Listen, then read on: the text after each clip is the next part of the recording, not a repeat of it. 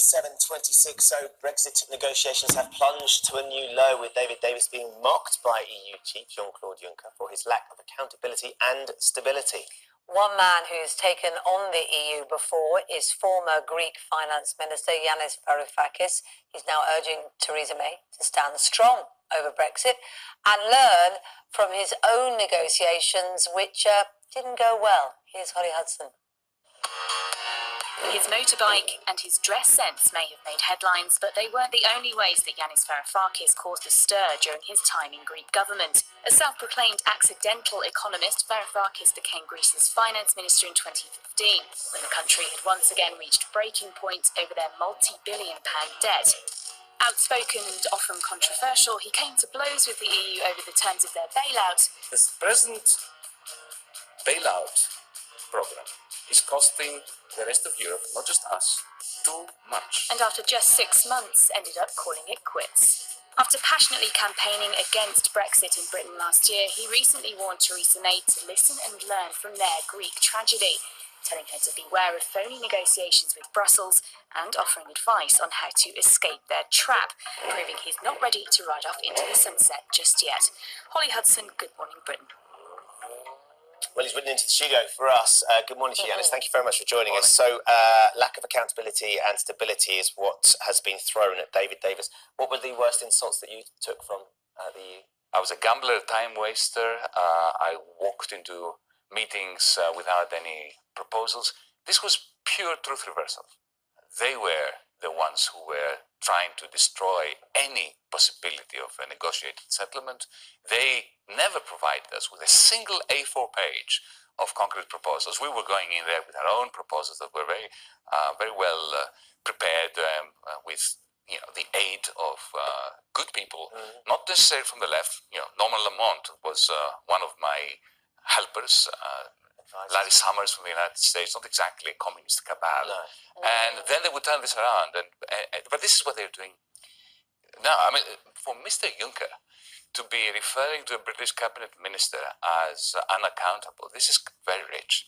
The most unaccountable commission in the history of Europe is just turning around and spinning on its own axis. With that in mind, then, why is it so playground? Are they actually a little bit scared, and what would they be scared of? Well, their greatest nightmare, just as in our case, was a mutually advantageous agreement with Britain.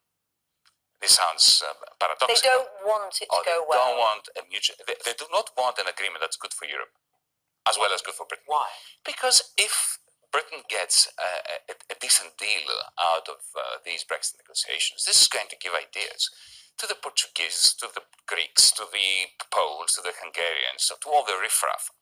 This is from their perspective, the perspective of Brussels, that you can challenge the deep establishment in Europe and get something good out of it.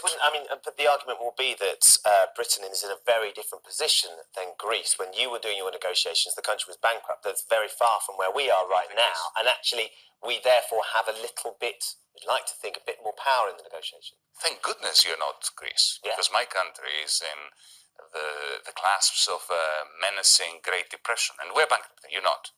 But there is a commonality there, and the commonality is that you are now dealing with Mr. Barnier, for instance, Mr. Juncker, who are the only ones who have the authority to negotiate with you, but who do not have a mandate to talk about the things that Britain wants out of this process.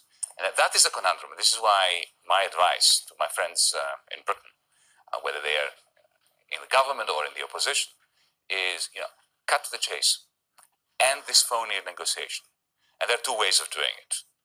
One is to simply walk out. This is not my recommendation, but it is better than being ground down in a period of 2 years and then ending up either capitulating or with an awful hardest of Brexit's outcome. So do you wish, looking back, you were tougher and you just sort of walked away, or, because it's very easy to say, walk out. The reason why they disliked me was because, I had a very simple position, and that is, well, here are the minimum conditions for me to sign anything.